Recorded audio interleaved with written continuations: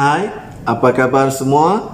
Bismillahirrahmanirrahim. Assalamualaikum warahmatullahi wabarakatuh dan salam terus berkongsi. Bertemu kembali kita dalam channel Cikgu Shidi. Baiklah, jom belajar bahasa Melayu tahun 6 Sekolah Jenis Kebangsaan.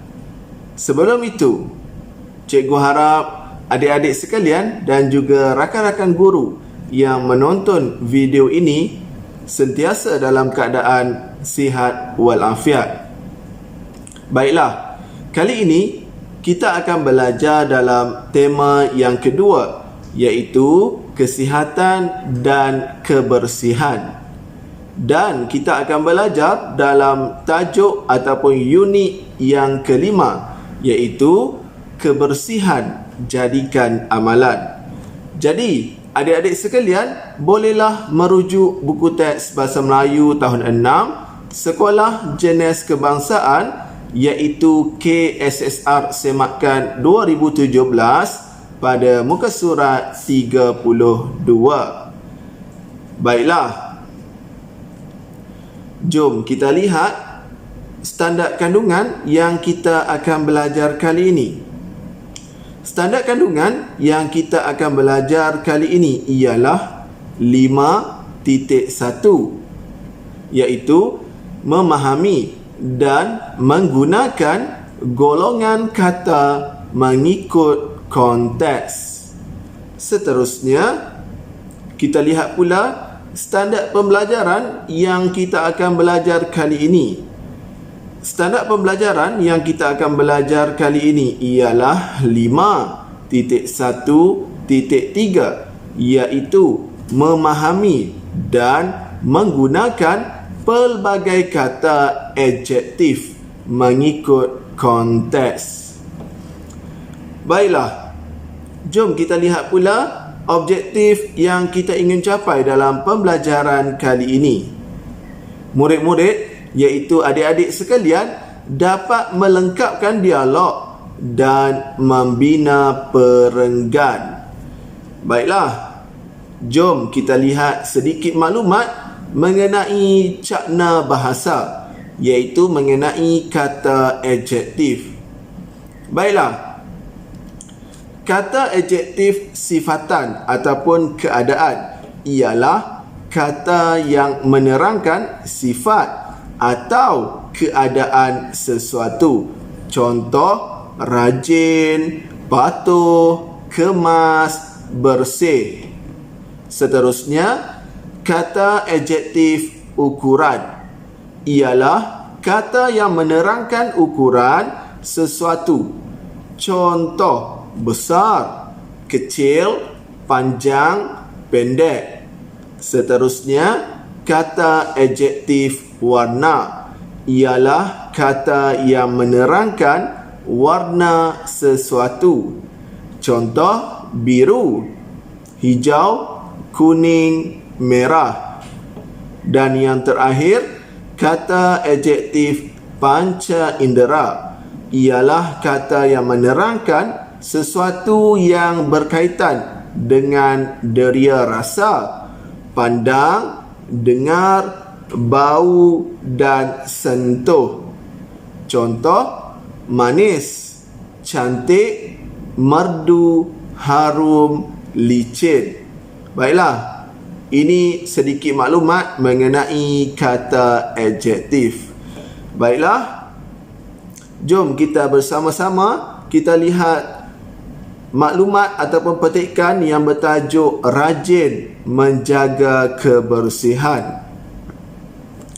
Gambar yang pertama dan gambar yang kedua kita lihat seorang ibu sedang mencuci bilik air, dan beliau juga mencuci sinki supaya kelihatan lebih bersih.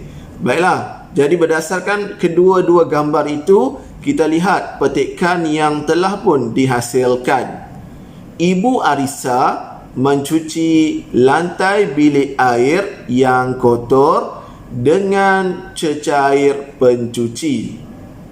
Beliau berhati-hati kerana lantai itu agak licin. Selepas itu, beliau mencuci mangkuk tandas agar tidak busuk. Kemudian, beliau meletakkan sebotol pewangi kecil agar bilik air itu berbau harum. Arissa pula mencuci sinki putih yang dipenuhi kotoran hitam. Selepas itu, dia mengelap dinding yang basah dengan kain pengelap tebal. Kemudian, dia menjemur kain pengelap itu di luar rumah supaya kering. Seterusnya, dia menghias dinding bilik air dengan pelekat yang berwarna jingga.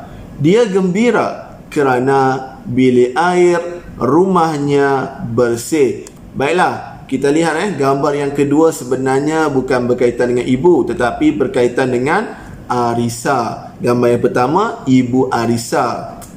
Baiklah, seterusnya kita lihat gambar yang ketiga dan gambar yang keempat.